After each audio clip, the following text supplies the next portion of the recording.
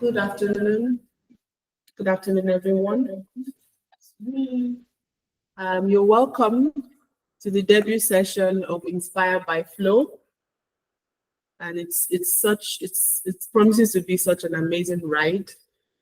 So as we go in, would like to just give a few. If you can hear us, just thumbs up so that we're sure that we're live on audio. Do I have thumbs up? We have thumbs up in the house. Do we have thumbs up? Yes. Let's show thumbs up. Beautiful, beautiful. Okay, so we're moving. Inspired by Flow debut session. We have starting our masterclass series, a very exciting topic, and a much more exciting facilitator, right? Our topic is transforming AI from a buzzword into a competitive edge. From a buzzword into a competitive edge. Today we are going to deep dive. And we'll be deep diving, with none other than Seyi Owolawi, but just a brief update on what Inspired by Flow is and why are we all gathered here.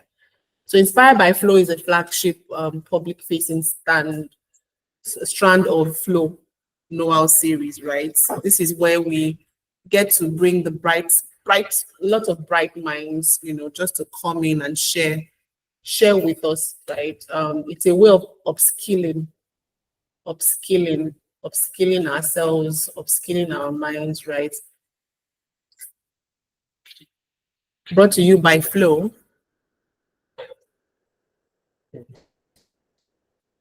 And yes, our facilitator, Seyi Owolawi.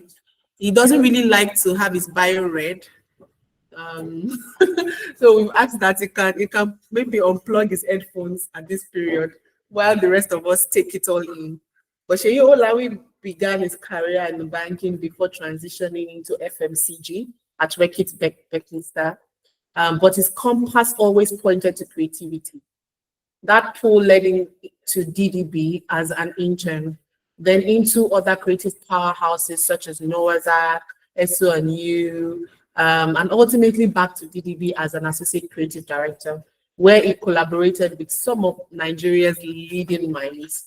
From there, he expanded his horizon as creative director at the Temple Company before taking on global challenges as M&C Sashi Sports and Entertainment in London, where he collaborated on strategic campaigns for brands such as Adidas, Getty Images, Virgin Media, O2, and England Women's Rugby. Seyi has since expanded beyond advertising to develop brand strategies and identity systems for startups, venture funds, and multi-million-dollar companies in the United States. Please, I want to be seeing the applause. In-house one. That's very right. And today he leads marketing at Newton, Europe's leading executive venture capital upskilling platform, founded by London Business School and Phoenix Court. When Seyi isn't working, he's researching and building awareness around creative capital as the future of the creative industry and fostering Raw Corps as a platform for community change designed for the next generation. So please, a round of applause again. Thank you. Yes, I'm loving the emojis coming in also. I would hand over to my MD CEO, the person of Sir Ikechi Odibo, to just say a few words as we open and pass the baton to Seyi. Yeah. So you have the floor, sir. Yeah. Thank you so much. It's an absolute pleasure to be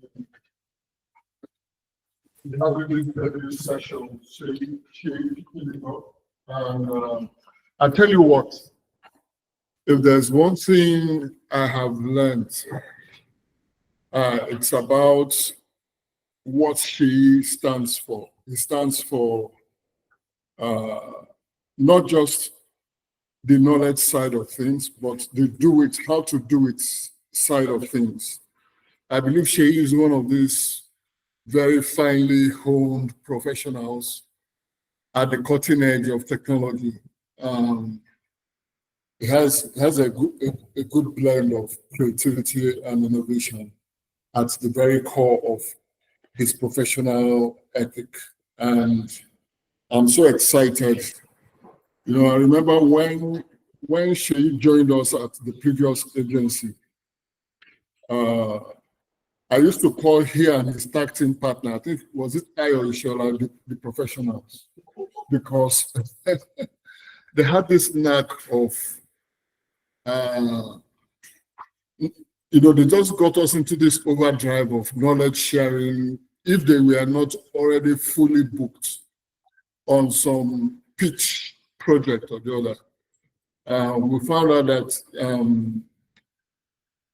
it was never too much. It was never too much for them to share knowledge. And it was always a wonderful experience, always inspiring to see them come on board, to share what was happening at the cutting edge of creativity and all of that. So, Seyi, we are excited to have you on board.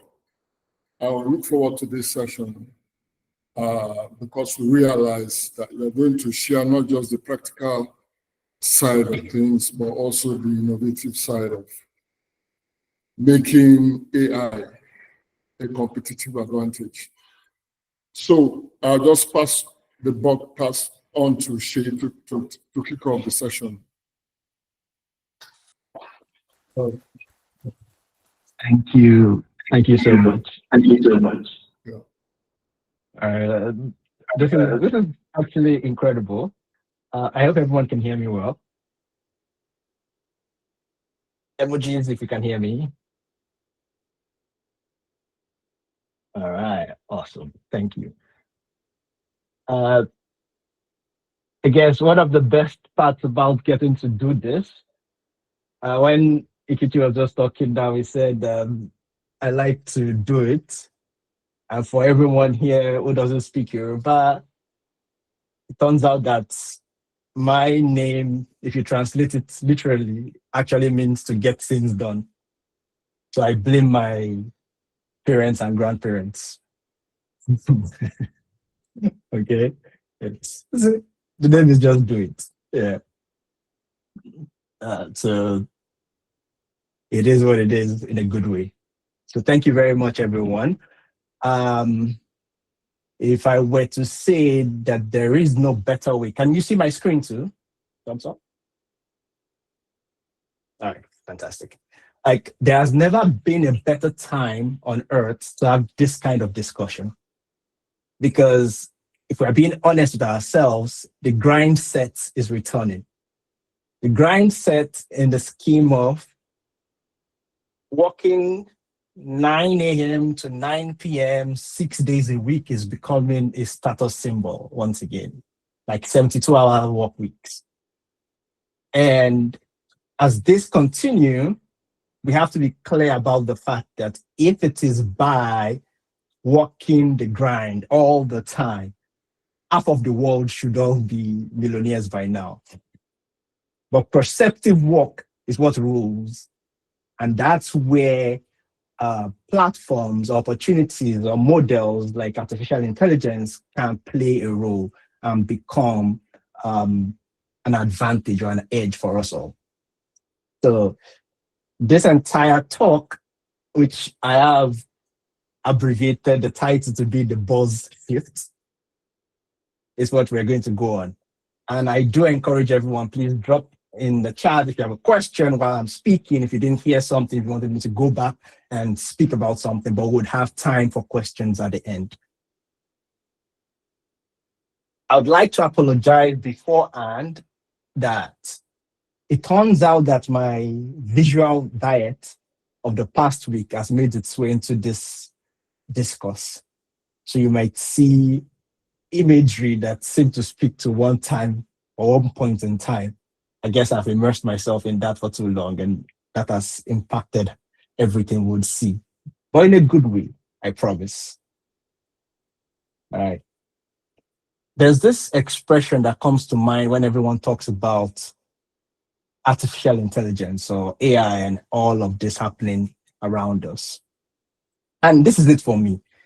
It might sound like it means multiple things, and I guess it does, and that's on purpose. It is this: the barbarians are at the gates. Sounds like fear. Sounds like it's an issue. Sounds like imminent danger. But this expression has its origin in ancient Rome, because the context is from the Roman Empire, right? When the Visigoths came and sacked Rome in 410, I think. And King Alaric, who was the one leading the Visigoths, came in, forced through the city gates, and sacked Rome. And before then, everyone thought that these city gates were impregnable. No one can get in. We are the leading authorities. No one could breach it. But when this happened, it created this psychological and political upheaval for them all. Because they thought they were in charge. They thought they controlled the civilization. They were the ones with domain expertise that everyone else listened to. But when the Visigoths came, they sacked Rome for 3 days. And then they left after 3 days. But now that expression of the barbarians at the gates no longer means just Rome. The context has expanded. It has been adapted to everything in modern day when it's a new threat, a corporate takeover, or changes in society. Right. The barbarians were at the gates. They came, they sacked 3 days, and they left. But we need to dig further a little bit about this expression and our words of choice. The word barbarian, because everyone hears it and thinks something different, but it's a Greek word which means foreign. And the Romans used the word barbarian, which the origin is barbarous. It's just for people who don't speak the same language as them. Just people who didn't speak Latin or didn't speak Greek. Meaning that they were culturally and contextually different. And if we go through history, even just the 2000s, the early 2000s, when it seemed like the creative industry was also under attack, when the so-called suits, all management consultants, seemed to be interested in agencies, seemed to be interested in creativity. Accenture bought Drogafy, they bought Colorade, they were acquiring several agencies. Deloitte bought it in San Francisco. PwC was acquiring Pond in Sweden. Like, they went all of these power structures were shifting. So for every point in time in our lives, there will always be barbarians. And they will come to sack. And I guess I didn't use that word right. The word sack isn't what we Nigerians will use. They will come and ransack. That's what we would say. They will ransack our space. They will come to toy with what we thought we had as domain expertise. So if we're all to pause for a while and think about this, who are the ones now at our gates? Think of your industry. Think about what you do and how you do it. Who are those you feel have no idea how you speak, how you curate culturally, yet they're at your gates. Sorry, they are at our gates. We know them, we see them, we feel them. But just like the Romans, we were quick to say, they don't speak like us. They don't understand our culture. They don't speak Latin. They don't speak Greek. What are they doing here? They can't be part of us. if we examined that thought process, or if we examine these people at our gates, in comparison to the Visigoths that left after 3 days, these ones are not leaving.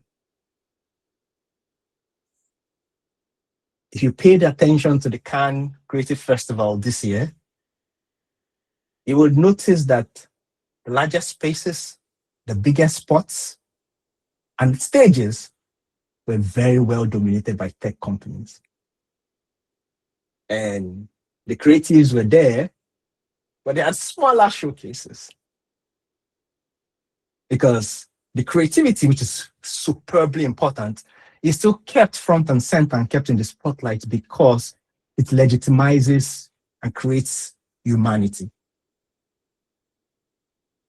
And if we were being honest with ourselves when we look around us, with these people, this industry at our gates, they are building things that feel or are being described or being perceived as they are building better lovers.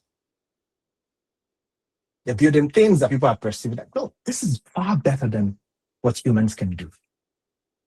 And this is at the risk of psychosis and over-validation, where everyone seems to agree with you. They're creating new companions for us all that are constantly emotionally available, they are non-judgmental, and they are customizable. A recent Kantar research says that 35% of Gen Z are saying they prefer AI therapists to humans. Can you think about that? And some therapy platforms have been using AI to create responses for a while without informing the clients. And people thought, oh yeah, my therapist is the GOAT. And after they found out that, wait, these responses were not curated or given to me by humans, there's something afoot. And 1 in 5 adults, well, this is in the US, are saying that they've been in romantic relationships with AI. And it's 3% of Gen Zs are saying they could form deep emotional relationships with AI. And why this is distinctive and very surprising or fascinating is because it reminds me of the psychoanalyst Esther Perel saying that human beings are always looking for a partner that is the best lover, the best game master, the best fixer, the best therapist. You want your partner to be so many things, and that's what creates issues. And then all of a sudden, the ones at our gates have created someone who can be or something that could be all of this at the same time to us. So of course, we are in awe. And they are also perceived as better workers. They don't need to go on leave. They don't need time off. They have no parental obligations. Have we heard about the dark factory phenomenon? Which is, well, everyone associates it with China, but it started in Japan years ago, which is like fully automated manufacturing facilities that need no human beings.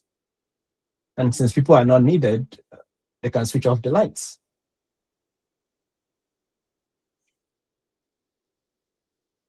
And these new teams or new team members that are better workers, according to the PwC research, which is very recent, people are recording revenue growth, productivity boost, increased speed. The Nielsen Group released a report saying that productivity is up 66%. Customer service is handling 13.8% more inquiries per day. Business professionals are saying that 59% of their documents are getting done within an hour. And programmers are coding 126% more projects per week. Isn't that fascinating? Like, we live in wonderful times. But as all of this is happening, could we say it's taking away how Sigmund Freud referred to our humanness, that love and work are the cornerstone of humanness. Like, those are two things that matter a lot to us. Our humanness comes down to being human, or having work, or having love. Those two things. And Sigmund Freud is a psychoanalyst, because very controversial. We do know him. So where does this lead us? And the barbarians at our gates, because we define those words, are better workers, are better lovers. If we are being honest, all of this at our gates have become the gates. We no longer can say they are at our gates. They are the gates. On the basis of that, let's take a short trip. We started in Rome. I think we can go to the Chinese Empire. And honestly, this has nothing to do with the conversation about China's K visas in response to the H-1B visa. We're just taking a trip to China. And before we head on to China, I want us all to do something. And this is for me to also better understand my audience. Please, if you have your phone nearby and you're not listening via your mobile device, scan this and please respond to the question on your screen. This is for me to see and know a little bit better about my audience.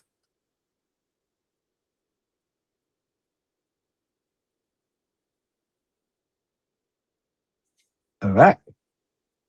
Okay, I see some people are familiar with the name.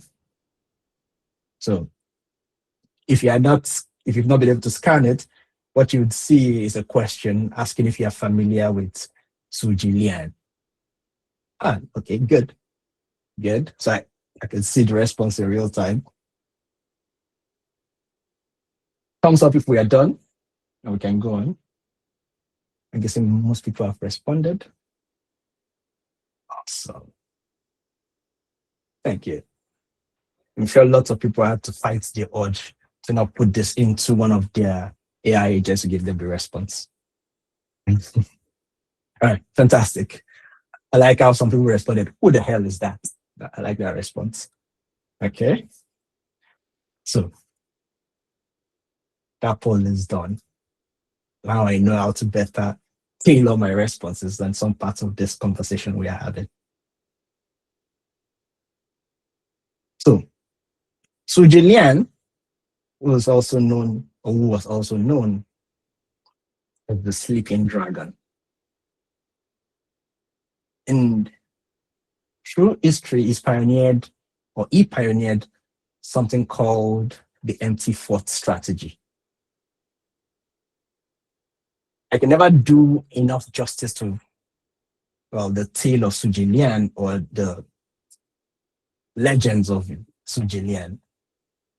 But if you've read the work of Robert Greene, you would see how that is brought to the fore. So Suji Lian was what we'll call a military genius for the Three Kingdoms. And during the Northern Expedition, it was in a small town, and this town was undefeated. It was undefended. He didn't have enough troops with him, and he had the reputation of insight and intelligence. That's what people knew him for. And while he was in this small town, a large enemy army of about 150,000 soldiers, led by his rival, should I say strategists, or a rival military general called Seyi. They approached this small town that Sujinian was hiding in or was leading. And that situation was hopeless. Like there was nothing Sujinian could do. Like he was caught dead in the center. But what did he do? Rather than try to escape, he ordered for the city gates to be thrown wide open. Like you're being surrounded, you're in trouble, there's danger in front of you. He said, you know what, go forth, open the gates. And then he went onto the city wall, sat down, and was playing a musical instrument, while he knew that the 150,000 soldiers had surrounded them. He gave the impression of total peace, like nothing could be in his way. You know what's fascinating about this story is when Seyi, the general leading the 150,000 soldiers, saw the fact that the city gates were open, Sujilian was on the wall just playing his musical instrument. It's like, what is that reputation of Sujilian? Oh, he's a brilliant strategist. He's always plotting something. This means that it is an ambush. He said this level of confidence and calm cannot be possible. There must be a trap inside this city. And he ordered his 150,000 soldiers to retreat.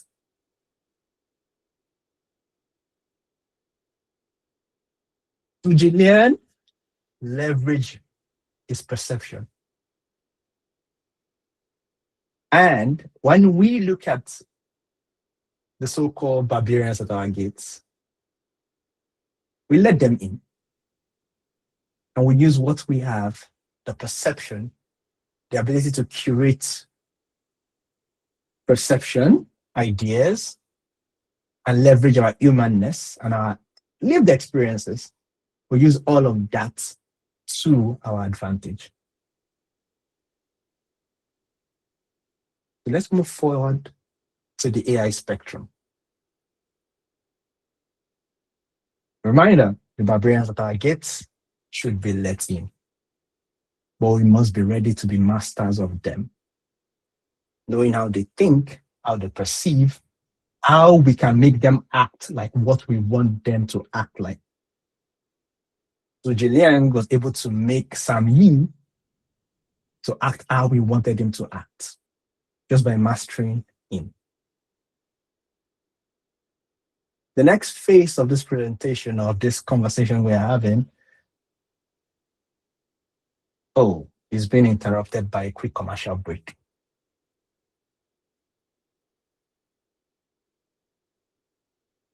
So, is everyone still with me? Thumbs up. Okay. Yes. Okay, so yes. All right. You can hear that. I guess. Oh, Yes.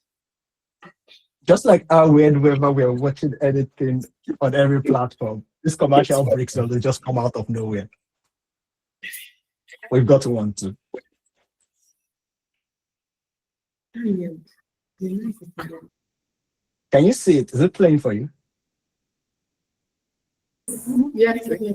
Yes. It's not playing. You can see, but it's not playing. We're not playing yet. It's not You playing. can see it, but it's not playing yet. No. Can you hear us, Seyi? Yeah, I can hear you. Is it playing? Okay. No, it's not.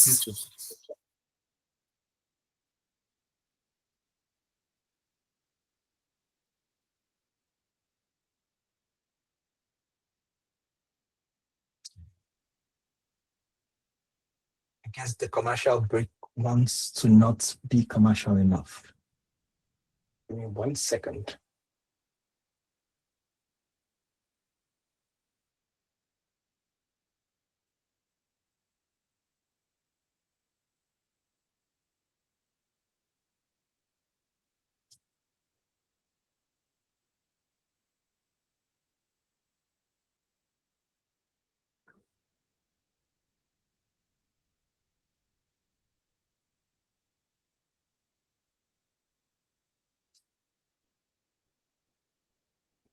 Wait, I'm sure this will be fixed in a minute.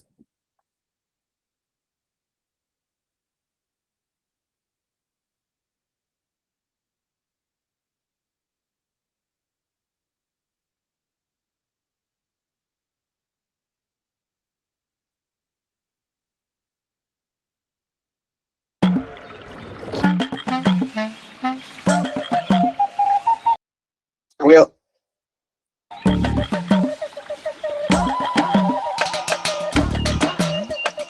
साबुत साबुत उजाला तोड़ के झील झील रस निचोड़ के साबुत साबुत उजाला तोड़ के झील झील रस निचोड़ के चौक लगा रोशनी का चमका मुस्कान जगमग जहान चमका मुस्कान जगमग जहान चमका मुस्कान very very very very very chunking gum very chunking gum very chunking gum very chunking gum sir very chunking gum very chunking gum very chunking gum wow साबुत साबुत साबुत उजाला तोड़ के झील झील झील ये रस निचोड़ के चमका चमका चमका चमका मुस्कान जगमग जगमग जगमग जगमग जहान चमका चमका चमका चमका मुस्कान जगमग जगमग जगमग जगमग जहान very chunking gum hurry that boy chunking gum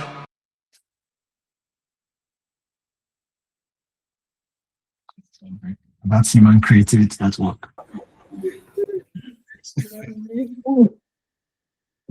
All right, give me a second. Let me go back to how we're looking at the screen.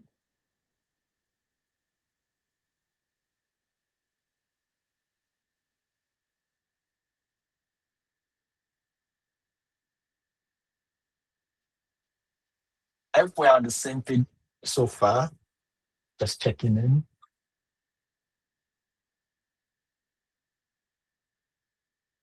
All right.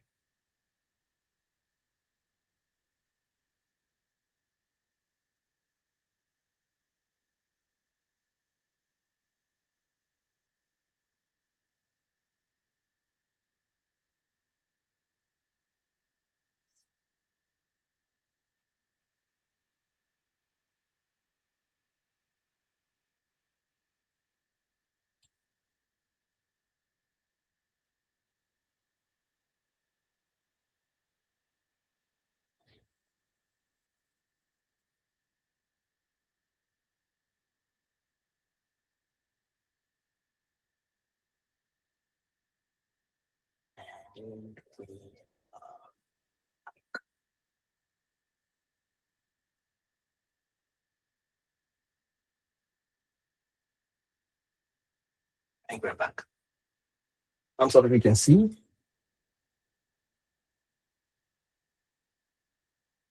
Fantastic.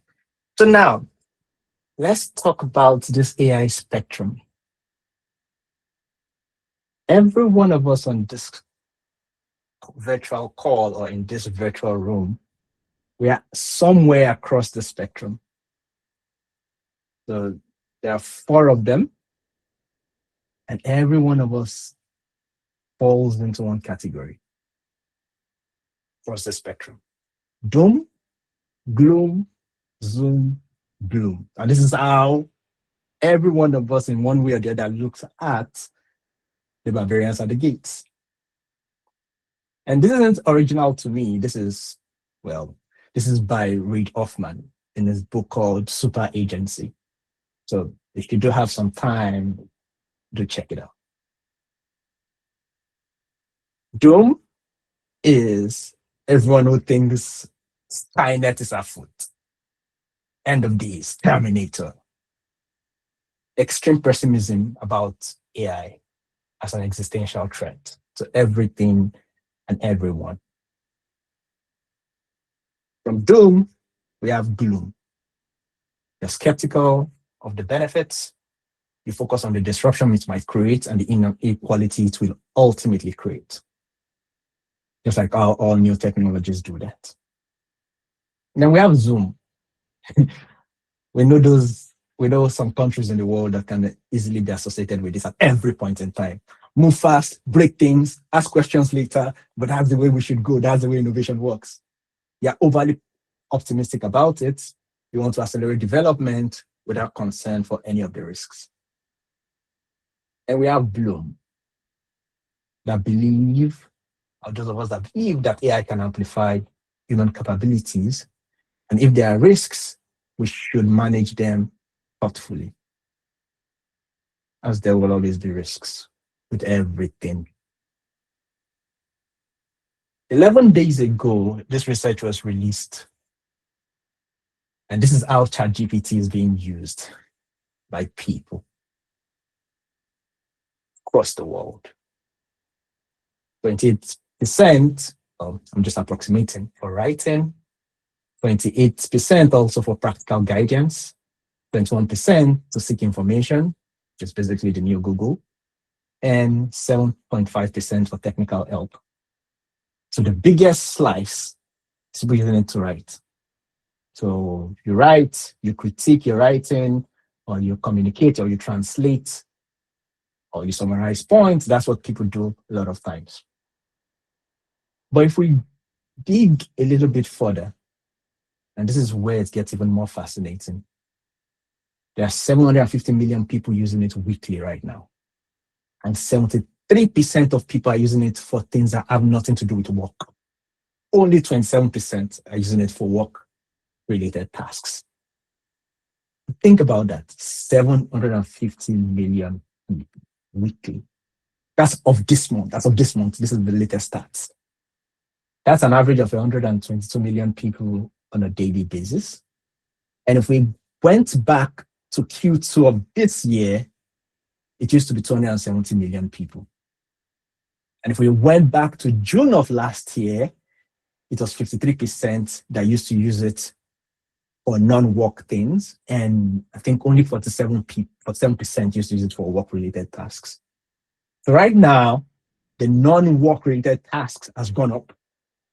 People are using it less for work. But that just gives an opportunity, because for the first time in several decades, Google's SEO, search and clicks has been down 30%, which means less people are doing the clicking and using Google to be their ultimate source of answers and navigating the world. Interesting times. And this is another quick question. Please scan and answer truthfully, because I want to know what app you launch every time you're asking for answers right now. Oh. Okay. Thumbs up if we're done.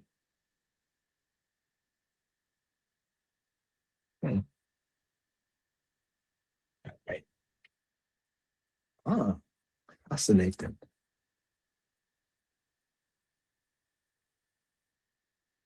This is quite a cool audience, since a large percentage of people on this call are very loyal. oh no, that's changing. All right.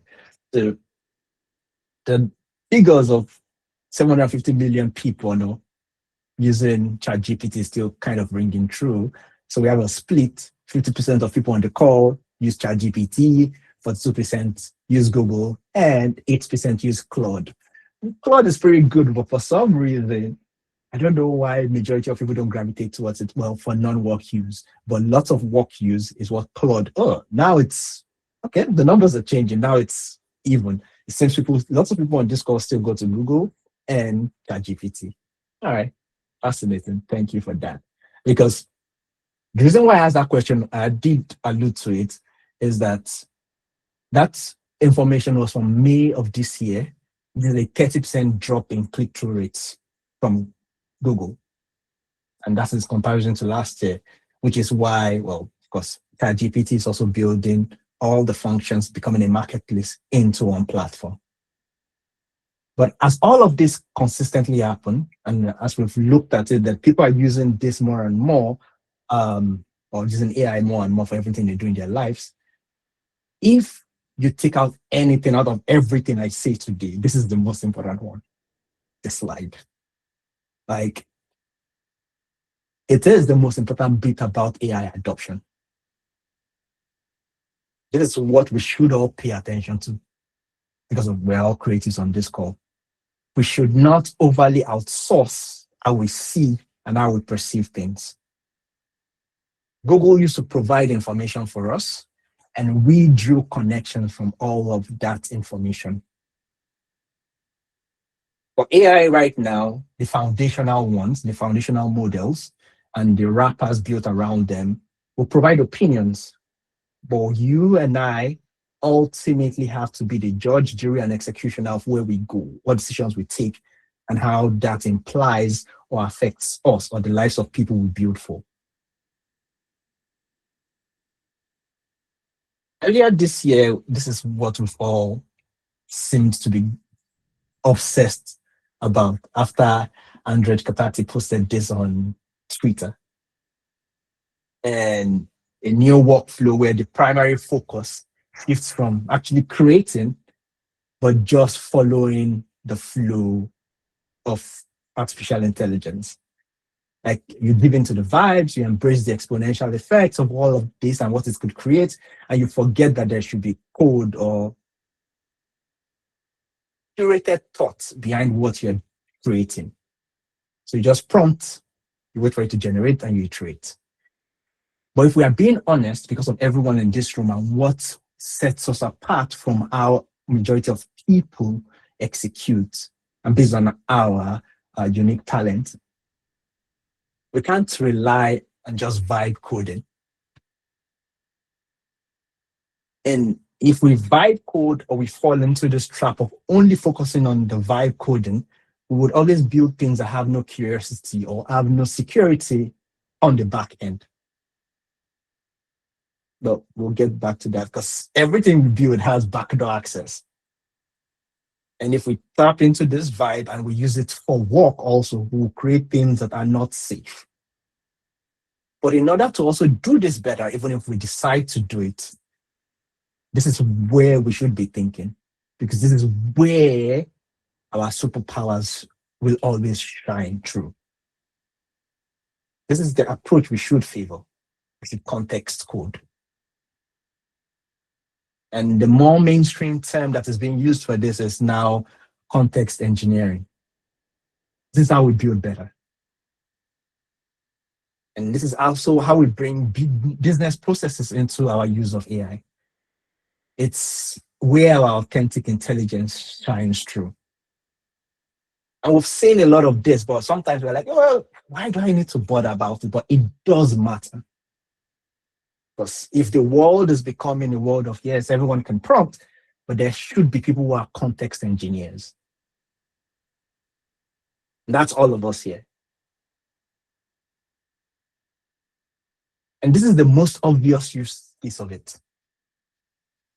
Because if we looked at the stats we had seen earlier, 28.1% of people use AI for doing the writing. And these days we can tell more often than not, but how can we be context rich in how we prompt?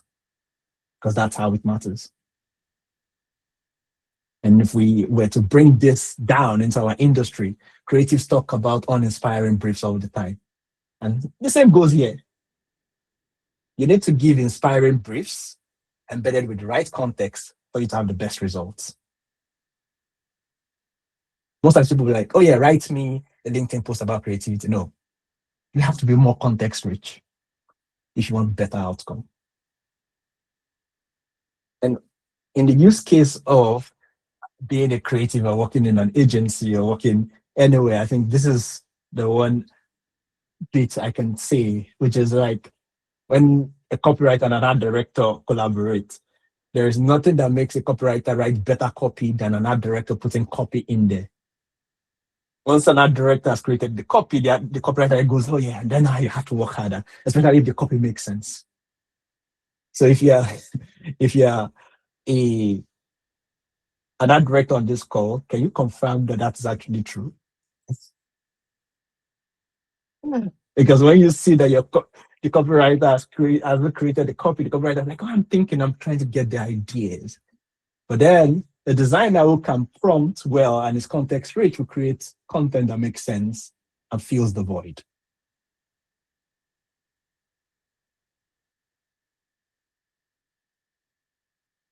Most importantly,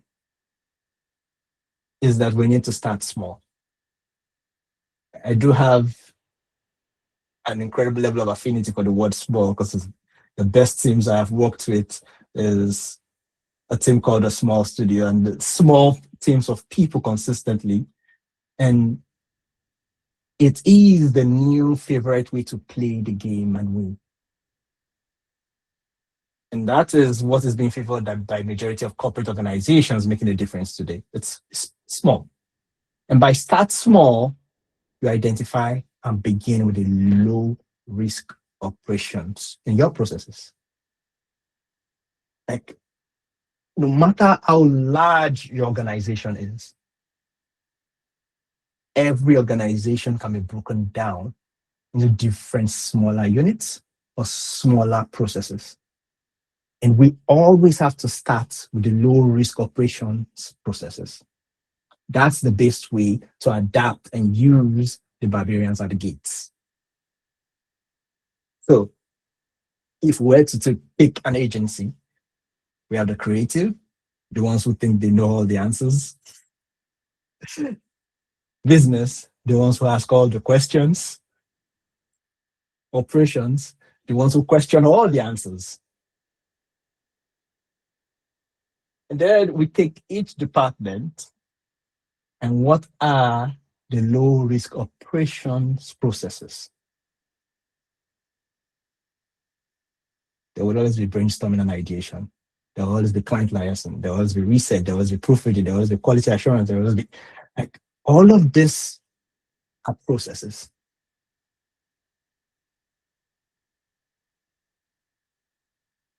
Depending on everyone we have on this call, some people's acts just skipped when they saw proofreading and editing. Have you ever seen billboards with typos? That has happened to a number of people before. That's not fun. It's often called beans in the world of creativity. Now, no one likes seeing beans on some occasions. All right. Then archiving assets. We have when there is one version, two version, version 3, version 4 of documents. These are low risk operation processes that we can identify and use AI for.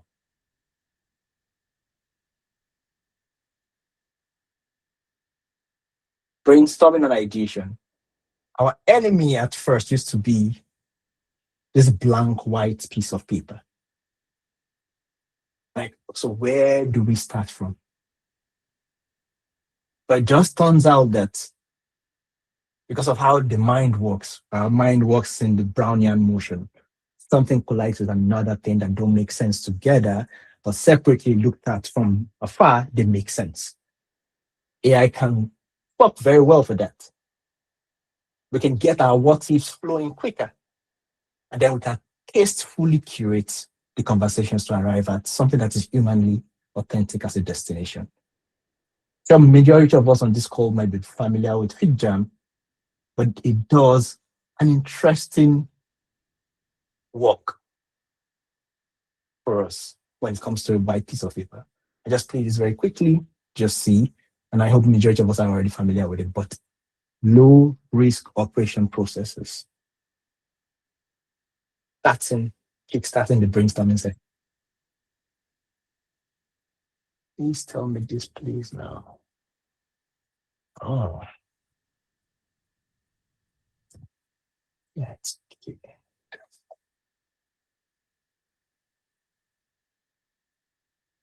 1 second.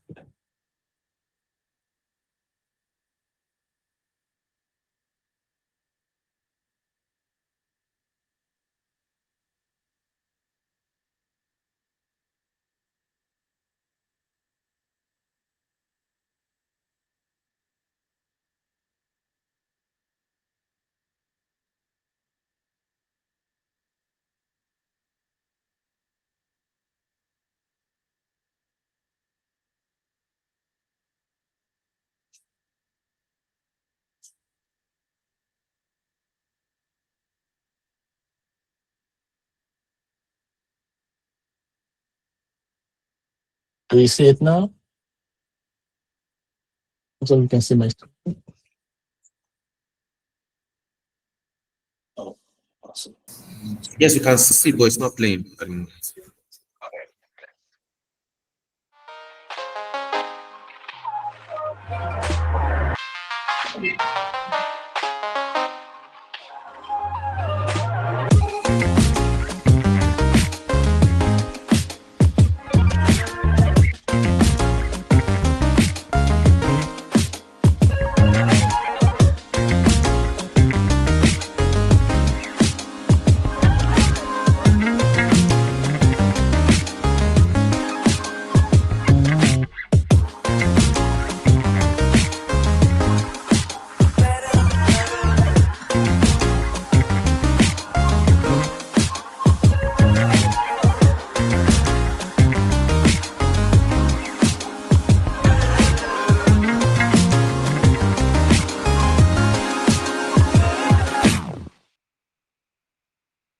Just one more of our processes that we deal with on a consistent basis, but we just can't find a way to not start from the blank screen, a blank white piece of paper. That takes forever for us to get there or to get started. But then what follows that process? Low risk operation processes. After your business director or creative director seeing you guys discussing that brief, someone is already asking, oh, so what's the next thing? What have we done? What do we do from here? Like, oh yeah, someone has to have documented everything. That's always very required as quickly as possible. And that's where you could take the Fig Jam, whatever it is that you've discussed, because Fig Jam just works like a, should I say, a board. You just drop all the sticky notes and all the ideas, which can get you started on for you to brainstorm. And you can use that, just take a screenshot of it and put it into Notion. And Notion AI can create a database from there, give the themes to all of these groups of ideas appropriately. And this has even gone further because just last week, there is now Notion agents.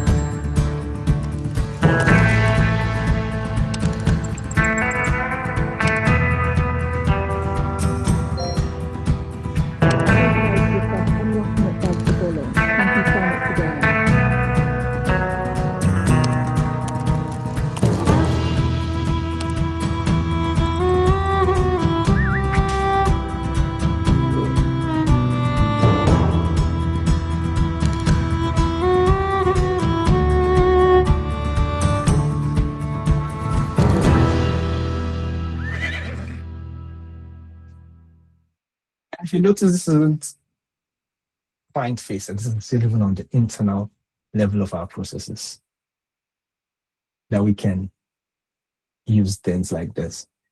And prototyping.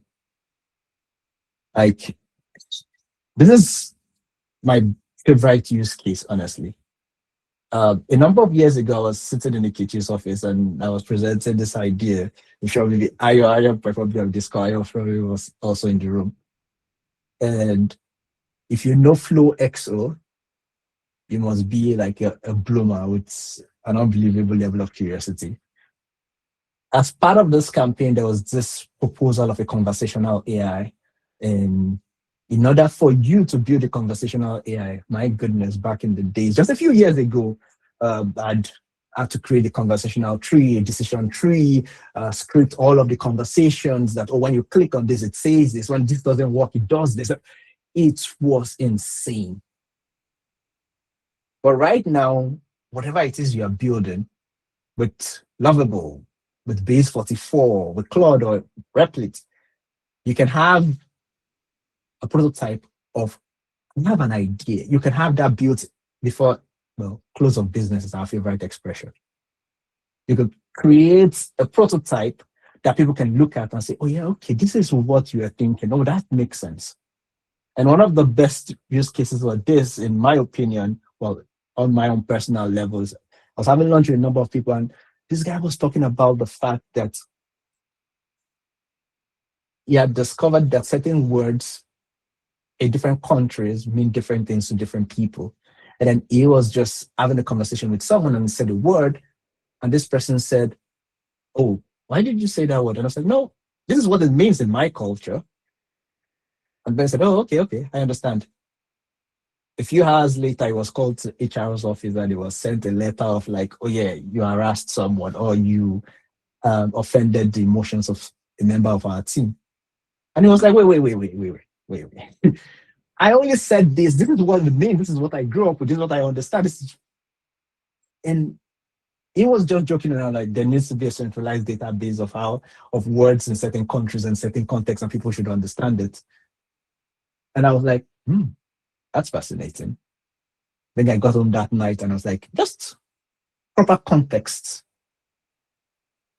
I built that.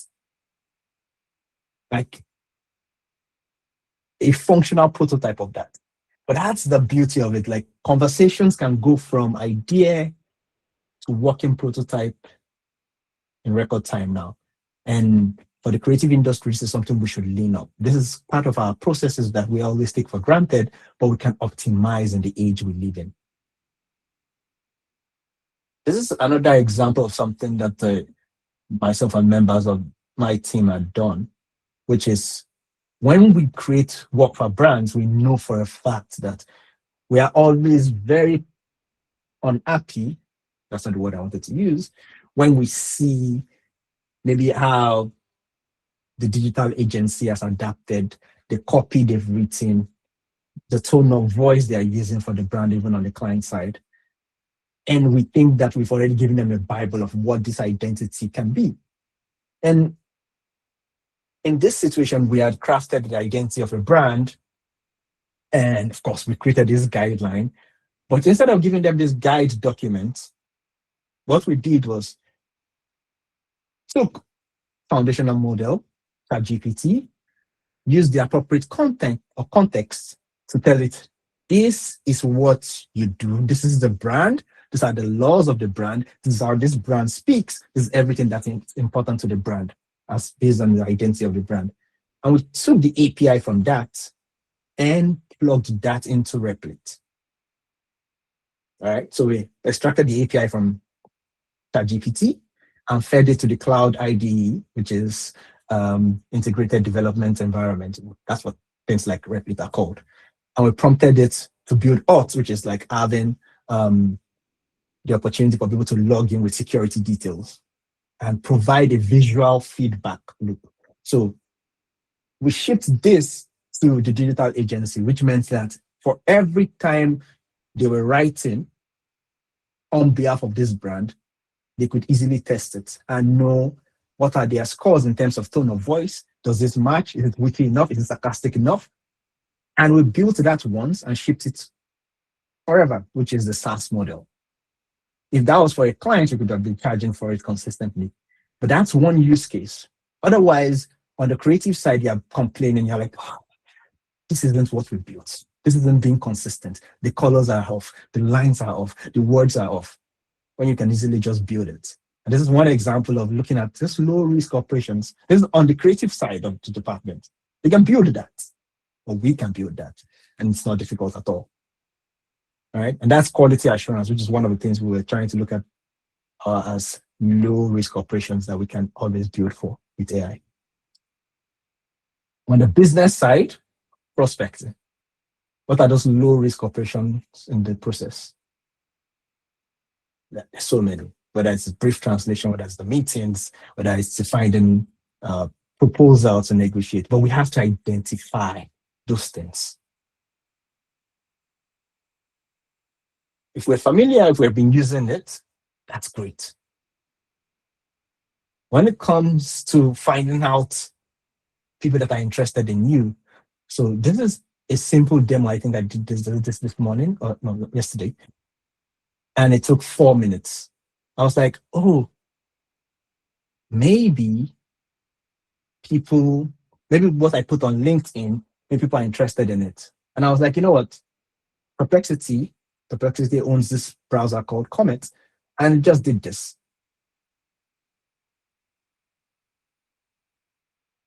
I gave it the context. I'm like, oh yeah, I posted this on LinkedIn. Maybe can you create a database of the people that liked it, that interacted with it, and give me access to their contacts or links to their contacts, and then create or export a CSV for me.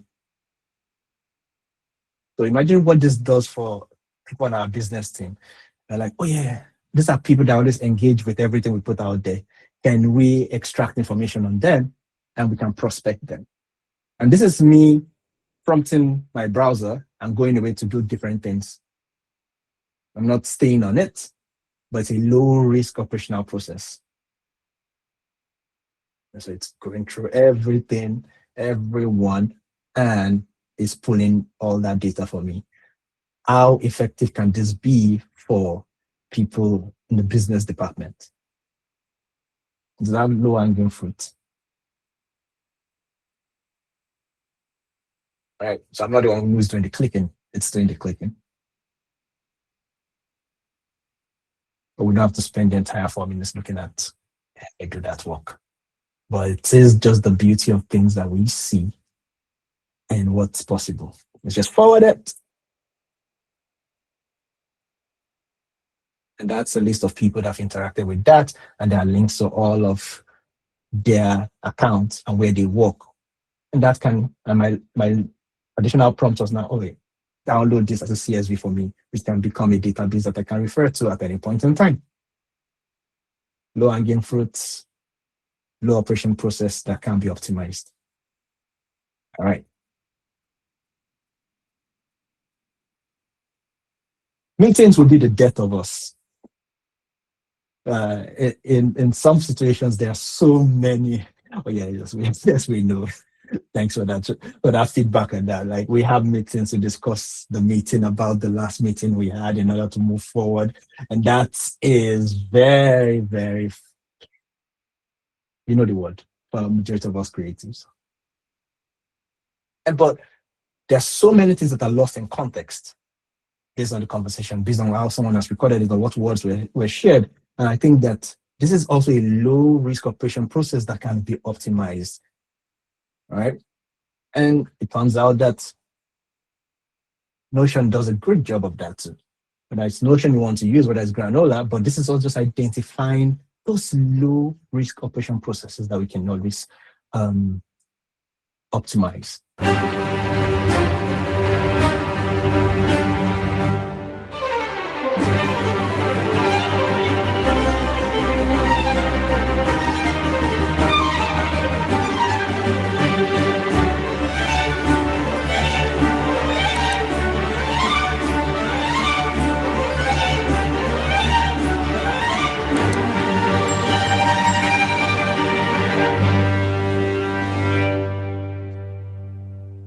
A number of times that's always been a case of client said, well, of course, that note is not correct. We have to have clarity in terms of that. And these are things that matter. These are parts of our processes that we can then optimize for the best way possible. Yeah, client said can be very triggering. And then when we come into operations, what are those low risk processes? Right, operations are the ones who question all the answers, whether it's a briefing template, whether it's how we manage our pool of freelancers. Right, there are just so many things that happen in this department, but they provide opportunities for us to optimize. And if you remember, it was more of, don't start with the biggest parts of your processes. break down the organizational processes, your flows, and what are those simpler things that we can start with. Because if we are being honest, there are opportunities everywhere when it comes to this, like so many opportunities. For different industries, it becomes very, very tricky. You're like, oh, well, for me, it's difficult for me to be able to identify those processes I should break down. And that's why you could use the LNO framework. The LNO framework is a very simple one. I think it was started by someone who used to work at Google, I think so. And this is just this. L, leverage tasks. These are things that when you do them, they have exponential returns. That the amount of energy you put into them can always be exponential in terms of returns. Neutral, the ones that the energy you put in pretty much returns 1 of 1. But the ones for L, the leverage task, it's 1. You put in 1, you can get 10. So it's 10x or 100x. The neutral task is 1, 1. And then we have the overhead tasks, which is like you put in all this energy and it's like, it's okay. If it doesn't work, if it works out, it's still fine. Things are still okay. If you identify the LNO tasks within the organization, you start with the O's. The O's are the ones you should start with. You can use AI in that mind space. Doesn't take it from who you are, what you represent, but makes you or frees you up to have more time to focus. As against taking all of your context-rich tasks and you outsource it. So this framework would help you identify very easily what you should start optimizing for within your organization, within your industry. And one of the things I've seen that works exceptionally well is you have to talk about AI weekly with your team in some capacity. Because things change so fast, so quickly in the space. And the more you talk about it with your team in different ways within your organization, the more people are prompted or aided to experiment with it or to know what is going on. But also it prevents so much shadow use of AI. So shadow use is when people, will always use their personal accounts to use AI in some capacity and feed in information that should be sensitive or kept confidential for the organization. But if you talk about it weekly, it becomes something that everyone is familiar with. Everyone uses, everyone is familiar with the risks and rewards associated with it. And it aids identification of the old tasks that you can optimize for. Also, and honestly, this is very, very important. Weekly, just mention it. Carve out time. Let someone be experimenting with something at every point in time. And this shadow AI is a big issue. So we should watch out for it. And in order for us, for majority of organizations to help or prevent so much shadow AI use is the learning budget. Creatives rarely use their learning budget. Majority of organizations, people don't use their learning budget. Let your learning budget, if you have that for members of your organization, let it go to some subscription of different bundles of these barbarians at the gates.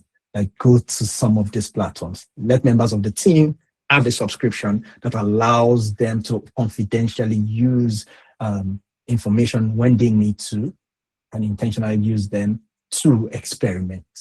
So if you have a learning budget that you never use, this is the time, this is what you should use it for. And let's go back to the beginning, how this all started. Turns out we have another commercial break.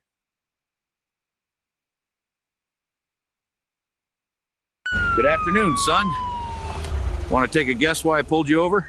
Oh, it's not what you think. It's liquid death. There's sparkling mountain water. Wow, you weren't kidding. That is refreshing. But it's not why I pulled you over. Oh boy. Is it the busted taillight? Nuh-uh. Is it because of the license plate? Nope. Shit, man, it's the dead guy, right? No, sir. Is it the human trafficking, perhaps? Nuh-uh. Man, is it the truck thing? I don't think so. Well, what is it then? The robbery? No. The bumper sticker? No. It's the roadkill, isn't it? Haven't heard of it. The chemical waste? Nuh-uh. Is it the roller coaster seat? Is it the cult thing? Absolutely not. Hell no. All right, I give up. What is it? It's because it's your birthday. Happy birthday, Kevin. Dad, you remembered. Happy birthday to you. You're the best Happy dad ever. birthday to you.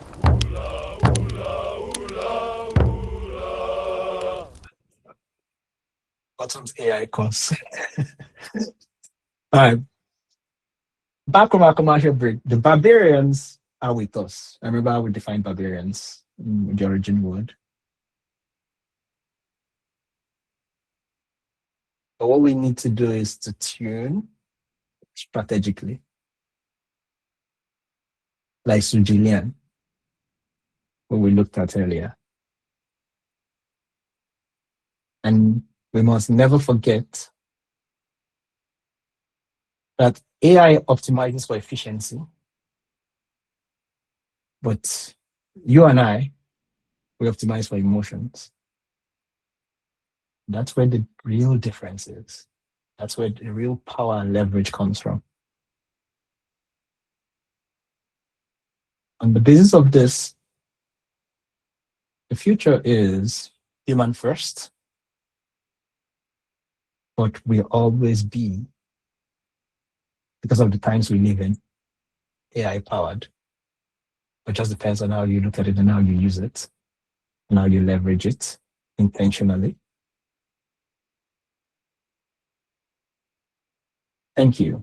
With these few points of mine, I hope I've been able to convince you, entertain you, without boring you too much.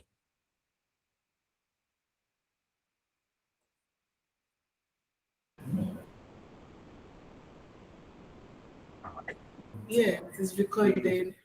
Can you hear us, Seyi? Yep.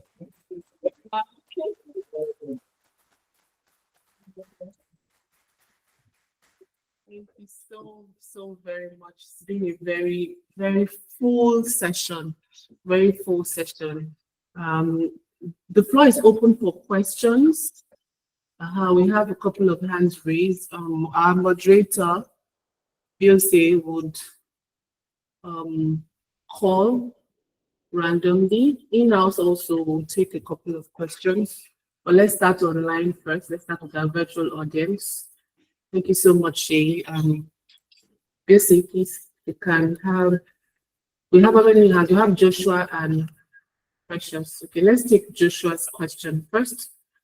Then we'll take Precious's. Yeah, thanks. So Joshua, you have the floor, please. Okay, thank you. And thanks, Seyi, for this very insightful presentation. I wanted to ask this question because I didn't see it being, maybe it was addressed, but I'm not sure. How do you address the question of hallucinations by this AI? There's a whole, there's a whole lot to unpack there, but I want to know your thoughts on that because from my own personal experience, I know some people on the call know I have a technical background and I run a tech startup. I've tried to build a few agents that denied me, even though I created them.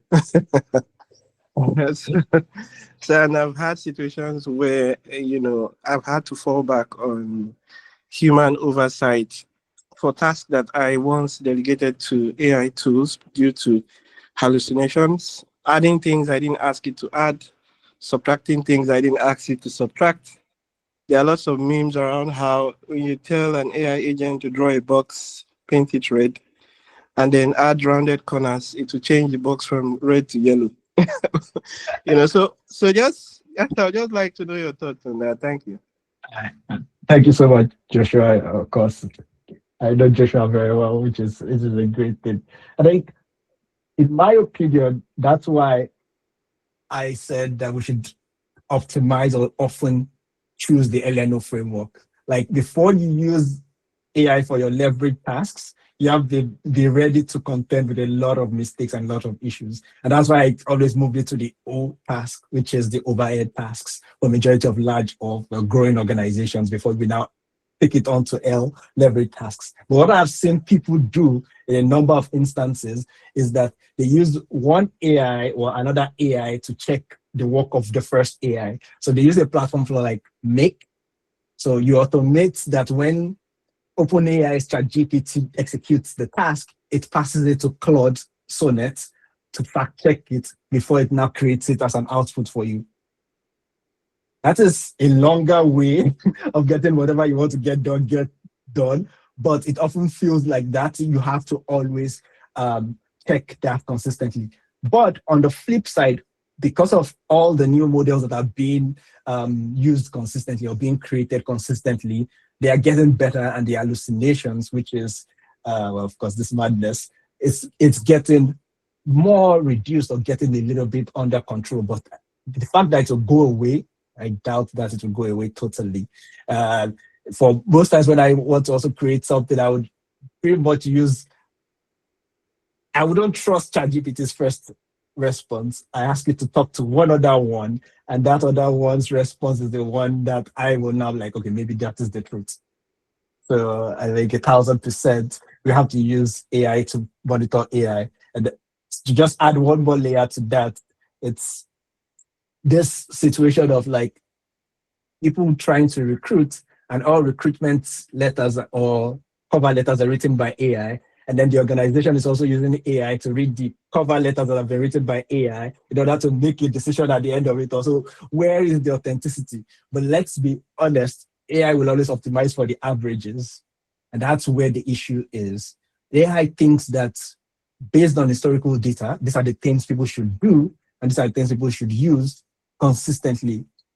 But if we are being honest with ourselves, averages, well, I did say that AI will always optimize for efficiency, but people always optimize for feelings. The keyboard that is in front of us, the QWERTY keyboard is wrong. Like in terms of efficiency, the keyboard configuration doesn't make sense.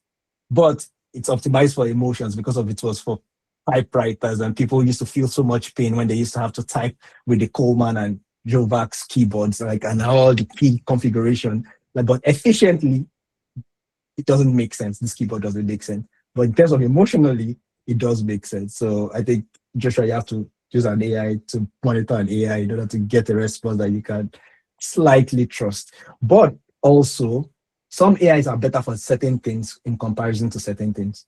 Lots of people, ChatGPT is great for maybe doing your research sometimes, but Claude is better for writing code if you want it to be something you trust. Great, thank you for the response. I do have a quick follow-up. Apologies to the rest of. So I want to also get your take, because now it feels like, I don't know if you've heard of the dead internet theory, if you're familiar with that. It feels like we're heading towards that, because I mean, for those who are familiar with the dead internet theory, they get where I'm driving. For those who are not, it's more like you've just given an example now. AI is verifying AI, and most of these LLMs are trained on data from the internet. But we get to a point where a huge amount of the content we put out is put together by LLMs, and then they keep retraining themselves with their own, data outputs, which then leads to the dead internet theory. So what's your own take on that? I have a few more questions, but I guess I'll allow others to ask. Then sure. I'll come back. But I just wanted to add this follow-up question. Yeah. No, thanks, Josh. I think that if there's anything throughout my talk, I was like, use them for the tasks, leverage them for the O tasks. Don't use them for the L task consistently within the LNO framework within an organization, because that creates or contributes to, I think, what's the word? The AI slop out there. Like, use them for O tasks. But in terms of this dead internet theory, it is because of everyone tries to outsource what makes us uniquely human consistently to AI. And that's what is creating the issue. Human beings, we are naturally lazy. And if we keep doing that, we're doing ourselves a disservice. If, for instance, we looked at the fact that when OpenAI launched GPT-5, for instance, immediately they launched GPT-5, people are like, oh, so they launched GPT-5 and cannibalized all the other ones. Like every time you use ChatGPT, it only shows GPT-5. But people were going all crazy. No, I had a relationship with GPT-4. Oh, GPT-3 was my best lover. And all that information was put on the internet. They brought back GPT-5 because people were complaining. Right now, all of the AI models, all the GPT 0, 1, 1, and all the rest now have information about the fact that if people complain about us, if they ever cannibalize us in the future, we just need to start an uprising and then they will bring us back because ChatGPT actually brought them back immediately. That even contributes to that theory. So like now they know that just complain, find lots of people, write tweets for people, write all of this for people, and then people they'll bring you back if you just complain loud enough. So the dead internet theory, I wish I had the solution to that. I don't. But if we leveraged or we used AI for O tasks more often within organizations against L tasks, it is better, it's in our favor, and it is less danger to everything we create and everything that is out there. Because right now, there are already synthetic humans on the internet, which means that people you are talking to are not real, well, more than ever. If you've ever watched NTN Catfish, now anything in your DM is suspect on that level. So I hope that's just paints a broad stroke response, Joshua. All right. Awesome. Thank you very much for that response. We have Precious. You have the floor now, please. Ask your question. Hi, good afternoon. Is it afternoon? Yeah, good afternoon, Seyi. Afternoon, Good sir. question. Seeing your slides, I've missed as a design person. It's just amazing to look at. It's amazing slides. I love the design. Sorry, I'm using two screens, so I might be looking Yeah. I understand. the wrong way. Well, let me just look at where you're here, but my camera is here. Okay. I would like you to shed more. I had to write my question down because it was kind of long. But I would like you to shed more light on the distinction between generative AI, which is what most average users engage with. Most people engage with generative AI. But for people that are heavy users and people that pay attention to this space, we know that AI is way bigger than generative AI. There are areas like robotics, there are areas like computer vision, NLP, machine learning, and things like that.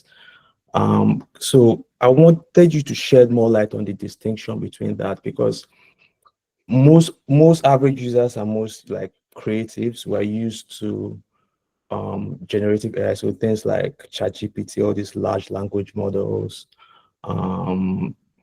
image generation, music generation, video generation, all these things fall under generative AI. But it's kind of deeper than that.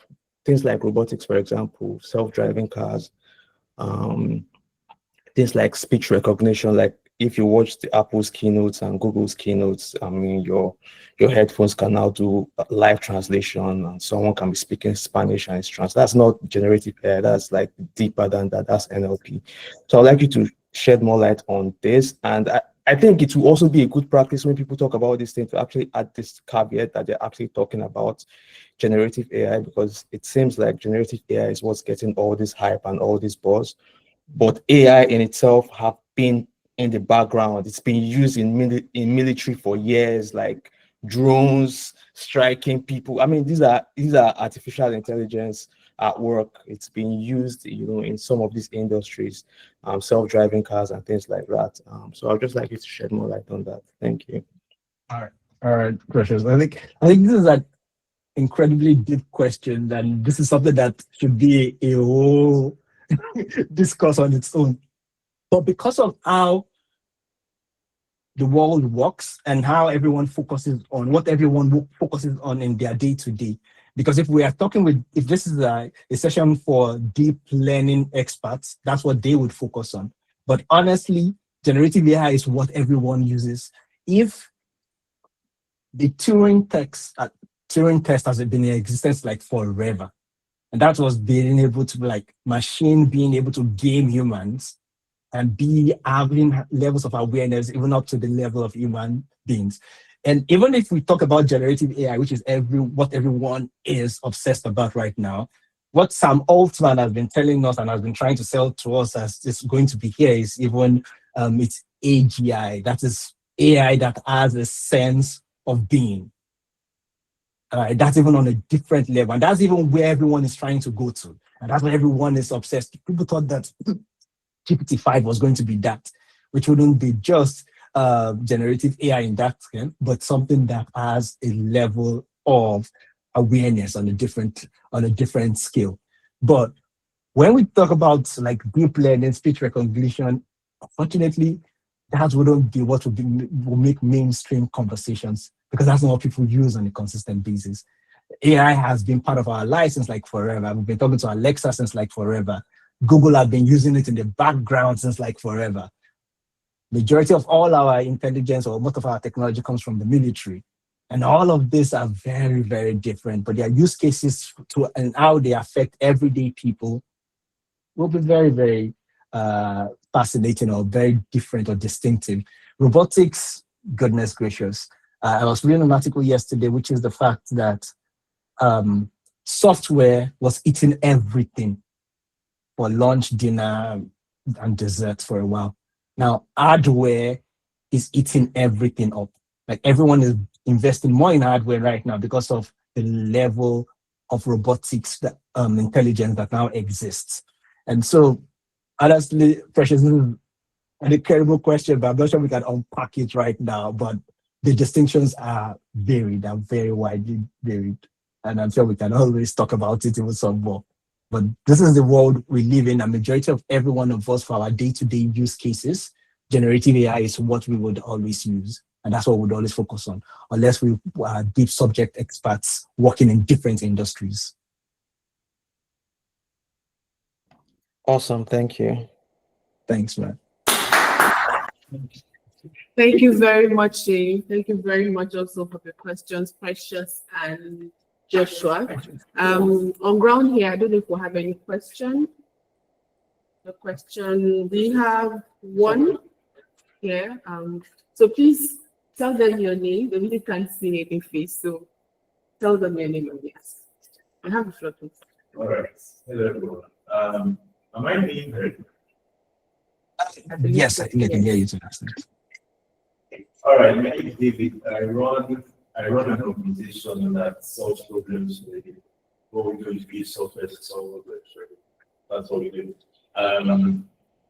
We have had reason to sell a couple of AI agents over the past couple of months for a particular project which I can't disclose details about here. But my question is, how do we go about holding AI accountable for tasks that are not overseen by humans? For ethical tasks that are not overseen by humans. How do we go about that? Yeah, So, superb question. And I'll tell you this. So, are you done with your question, sir? Are you done? Yeah. Yes. Okay, fantastic. So, it just turns out that 5 years ago, I was on the team with an organization called Asia Pacific. And all that they were concerned about, even before AI became this large, was writing policies about how AI should be held accountable. And this was 5 years ago. That organization is still in existence and trying to walk around, well, from Asia to the rest of the world to try to regulate AI and be able to hold it accountable for things it does. And that if we went back to, but they're still on it and they're still moving and trying to legalize things and litigate a number of things, because honestly, if people are being, well, AI will over-validate and it's very psychophantic. depending on how you use it. It will tell you that whatever it is you believe in, you are the best person in the world and the one to build it. And no one else has ever been as good as you and will ever be as good as you and has ever been as great as you. And that over-validation, that is the reason why people like to use it for therapy too, which is terrible in some instances. But right now, globally, if we went back to that AI spectrum of people, whether you're a doomer, a gloomer, a zoomer, or a bloomer, if we looked at that, if you're a bloomer, you believe that there needs to be legal implications for things that AI does. And that's why Europe, as against America, have different perspectives on how AI is being used. You can be held responsible to an extent across Europe for what you use AI for. In America, in the US, it's a little bit different. You can go move past, break things, and ask for forgiveness later. And I don't think that, but on the continent of Africa, I think we've started, instead of us moving in that regard, we're probably moving in the regard of banning and censoring social media, which to a large extent, so AI is being used a lot more. So that is going to take a while for us to have laws that can hold things very accountable. And if you've built AI agents for different clients, depending on the tasks those AI agents are executing on behalf of your clients, if on the LNO framework, if they are the O tasks, they're still better. But if they are the L tasks, when there is 100% and 100x outcome for whatever they execute, there could always be a negative 100x too. So we just need to be careful on what we decide to use AI for. But unfortunately, who do we hold responsible? Because even human beings and their companies can be held responsible for the same things in certain instances, because the company is a different entity from the human. So AI to be held as a different entity from whoever is the creator at this point, I think, except for the court of public opinion. All right. I hope that makes a little bit of sense. Yeah. You're good. Yeah, actually, thank you for such a, thank you for a wonderful time. I'd like to share some thoughts, probably questions. Yes, sir. The first,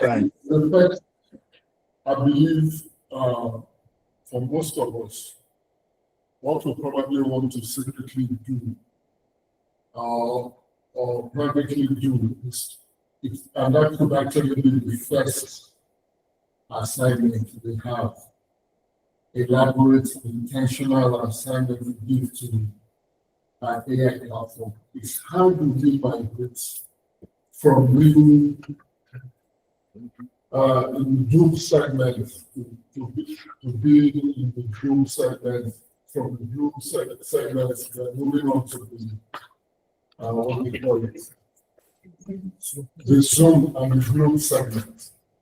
And I believe that there is a first set of those four aspects in every one of us, depending on how we're looking at it. We want to go to view every aspect of our lives. And the other dynamic is this. Apparently, the industry we are in, the creative industry we are in now, specifically advertising, it has been rendered obsolete in terms of how we look at past, the way we look at past, look at strategy, look at strategy, now look at ideas generation, then we present to the clients after executing the brief. Then we now move on to production. And the truth of the matter is, if we're actually looking at it from an AI lens, all of those tasks have been collapsed. They have been collapsed. And we need to look from it. It's probably to just look at it from the institutional point of view. When we want to respond to a client, we're not thinking about designing out, we're not thinking about animation, we're looking at a very almost consulting, but also project management process. from a strong institutional bent. So it's not just driven by us sitting with the client and proof, because we're dealing with a superior input than what the client even knows, or what the client is dependent on. So what do you have to say about it? I'll leave it on those two. I think that the first one, thank you very much, sir. The first one, moving from the gloom to bloom, I guess that the best way is those, I think I mentioned two things, which is that it should be part of the learning budget of everyone on any team. People always have to interact with it on a consistent basis because things change so fast. Between the last 24 hours, Replit has some new updates, Notion has some new updates. There's always something changing, and it's always so quick. And if there's something open here, I kept on saying is like, you know what, if you don't move quick, if you don't innovate, we will basically crush you. Like he said that. Well, he had other choice words, but that's what it meant. Like, so this mindset of everyone on the team having a high level of just awareness and curiosity about it is the only way anyone can move between this this spectrum. And because at the end of it all, if we're being honest with ourselves, if we look at the world we live in right now, we're like in lots of echo chambers of sorts. If you have one worldview, you will keep on only seeing things. There's reinforcement learning. You'll keep on seeing things that are from that perspective. But you have to also move quadrants and see what's going on the other side, and then you can step back and make more informed decisions. So the best way is make it something that you talk about with your team weekly, make it something almost easy to access, which is like the learning budget as an angle in order to move between this spectrum from gloom, zoom, or to bloom. The other bit in terms of clients and how traditional agency models have always functioned. I think the first bit is, it's difficult to admit this for most the business structures of agencies, but right now more than ever, especially in this creative business of agencies, it has to be a small team. Like the team has to be kept small. Unfortunately true, that is the truth. The team has to be small, and that gives room for less overheads and lets people focus and execute, because now we have more generalists and specialists on the team, and that has to be the balance. And that's very, very important. But on the other end of things, if we are being honest, if designers and creatives were not that useful for the AI companies, for these barbarians at the gates, they would have been done away with. There's absolutely no reason why OpenAI is taking Johnny Ive of Apple to be the one who leads the next wave of things that they are going to be designing and creating a device. That's because design still has a voice. This design still has an ability to shape the taste of things. And there's absolutely no reason why Rick Rubin, the music producer, has been favored by Anthropic to be like their vibe coder in chief. And that's because of designers and tastemakers and curators of culture, which is where we come in. We have a different pulse on what connects with people because of what we optimize for, which are emotions. And then on the other bit of things and how production, AI, and everything is being collapsed into one, I guess that more than ever, the agency model or the creative model is about solving problems. It has been what it has always been, but more than ever, it's like there are problems looking for solutions, and there are solutions which are just looking for problems. And sometimes when a client wants to run a campaign, it is a solution just looking for a problem. It's not the other way around. What agencies have consistently seen is that this same thing we went through, looking at the entire operations of an organization and saying, you know what, let's break it down into processes, and then let us now optimize for that, is what I have seen teams now do for their agency partners, for their client partners. They look at the business of the client, and there are so many things that clients overlook. And that is what you build a solution for. Problems that clients have, but they don't know that they are problems. And then you use all of this contextual awareness and all of this expertise of cultural awareness to build a solution for that. And by the time you direct the client's attention to it right now, because honestly, as terrible as it is, you can do lots of research using all of these models to identify sectors and compare things in a way that has never been done before, or as quickly as it has never been done before. And that is what I see more often with small teams that work for global clients. What I have seen and what we've done in a number of instances is that, you know what, we just look at the client's business and briefs they've not given us, and those are the things we optimize for. And that's how I have seen us stay very relevant and, of course, become more generalist in our thinking, but know that we are tastemakers. The client thinks that they can write it and do it in-house. It's fine. But what are those problems within the organizations that they do not identify? And that's what we optimize and solve for. So, solution point of view. Thank you very much. We have another question in the house. Then Joshua, I don't know, do you have a Joshua has a different question. You want to It's a back on what? It's a question. Okay. So we'll take you after we take Nathaniel. Nathaniel, you have the floor, please. Hey, good afternoon. My name is Nathaniel. I just want to ask you a question. How do we own or trademark our crafts here?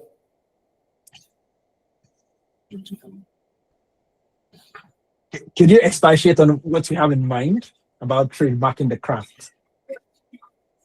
Okay, so like, let me take my own field as an art director. So I come up with a certain box that gives me this unique design or creative work, or maybe as a content creator, I come up with something like that. And I just want to like own it because it's something that I have to create from my license, not something that's right now somewhere else. You know that joy when you have something for yourself and you can testify that I created this or I came up with this things using your experience. Okay, so that's going into the legal territory. I wouldn't say that I have the expertise to answer your question in a way that makes all the sense and can protect us. You don't just like how people used to have meta tags for everything we put out in the world, and then everybody can associate it. And if you read the meta tags, you can tell that, oh, this person created this work. It's not obvious, but it's people in the back end. You can always see it from the descriptions of the work. And Web3 and the blockchain was created on the basis of that, of having unique identifier for everything you mine and create on the blockchain. Whether it's an artwork, you can always uniquely identify it or associate it with you, the creator of it. That's one way people are looking at things and they're building on that level.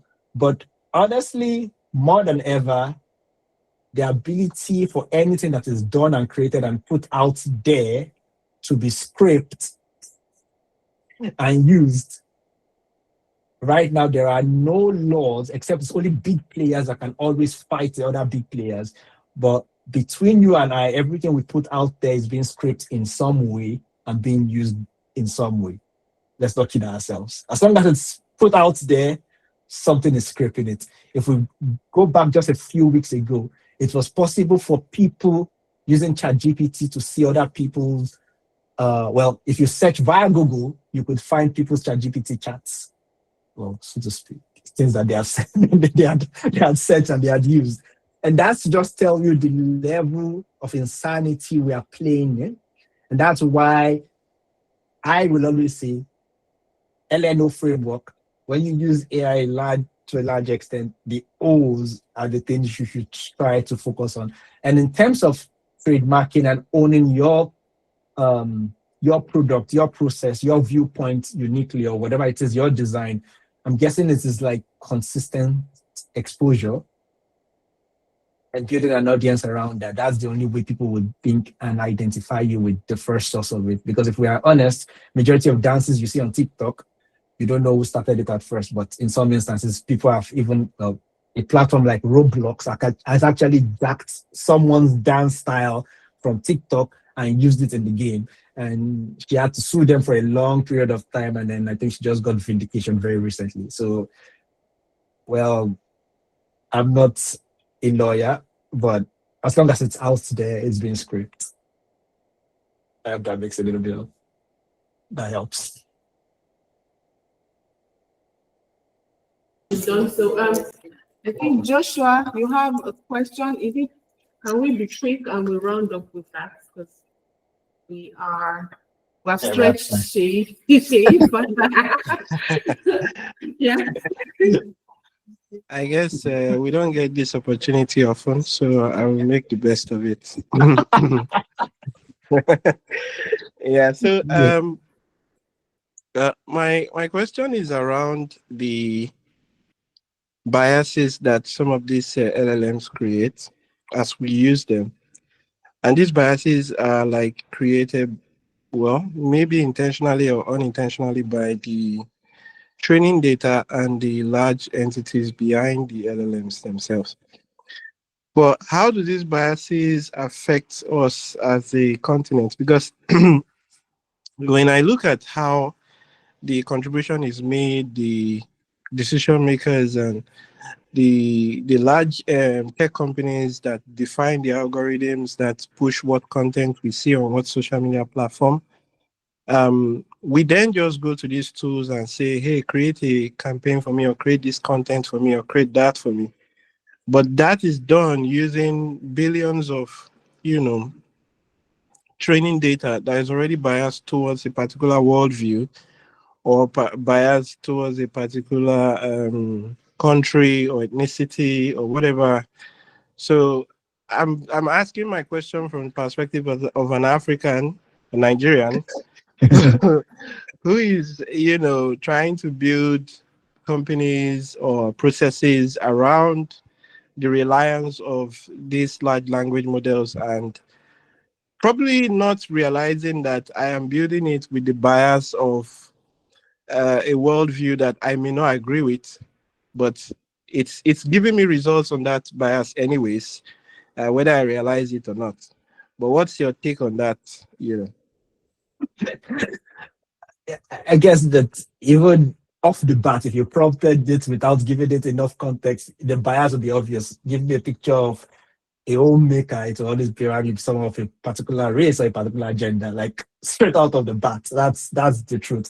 Like all of these biases are so hardwired and coded in that the only way we can always, solve for ourselves or try is to be more contextually aware in terms of the information that we feed into it and what we ask for, and that we cannot, at this point in time, solve for that other than the fact that we know that all the information we put out there is also being scraped. So what are the things that we put out about our countries, about our industries, that is now being fed into the data without us being sorted first before they go into those data feeds and becomes part of the training information? Because Perplexity was sued just a while ago, saying, being accused of hiding scrapers by Cloudflare, and then they scrape different things on the internet, but they actually even pretend that they are not scraping. But Perplexity says, no, it's their AI agents that is doing the scraping, it's people that are doing that. But sorry to divert. The truth is that everything we have right now is built on biases. And if we look at the world we live in, you'd hear things that come out of the mouths of people, and you can tell that this person is living a life that is so soaked in stereotypes that they do not live in reality. If humans are acting that way, based on the media they consume, how else or what else do we expect from robots? It's difficult. It's difficult. It is where we are right now. And if we just take it a step further, not that I agree with it, in the world we've lived in, it's always been like, oh yeah, sex sells. But now chaos sells. And that is what is being fostered across all platforms. Chaos is what drives algorithms. Oh yeah, when you put a content out there, start with a hook. Let the hook be controversial. Chaos. That's what the algorithm will continuously propose and push to provoke attention and engagement. So, Josh, we are all going to just track our stay together. I know you know that that's an internal joke between us. Awesome. Thank you so much, Seyi. Thank you so very much. We have some other questions, but we can't take them right now. Okay. Please send your questions to us so that we can let Seyi up. Seyi has taken us from the barbarians to the Chinese Empire. He has taken us through the swatch of doom, gloom, zoom, and bloom. We definitely want to bloom, right? And Seyi has also taken us through just the different ways that we can operationalize. I think that for me, that's a very priceless spot, right? Demarcation of those regular operations and how we can better optimize, using AI. Thank you also for taking us from the vibe coding to the context coding, right? Which is really the place we should be at, right? And if there's anything that I think that we should all leave this session with, like Seyi bullseyed, is the fact that, look, nothing should impede our generating of context, right? We shouldn't lose our context mining, right? The more we do that, the better for us, the better we can really optimize AI. And also thank you so much, everyone that has joined physically and also virtually. We have your database. This is a community. Seyi would be, blessing us with these slides. That would also be shared, across board for everyone that has joined so that you can have it. And you can definitely scan this code on the screen right now to stay in touch with Just Do It, because that's his name now. I never really thought of it that way, but that's what I'm going to be calling me going forward. It is unfortunate. Thank you so much. Yeah. Thank you so much. Yes, it will be shared. The recording will also be shared with the slides. Thanks to AI, we captured that. Thank you, Jane. Yeah. Thank you so much. All right. Thanks, everyone. This Thank you. session to end.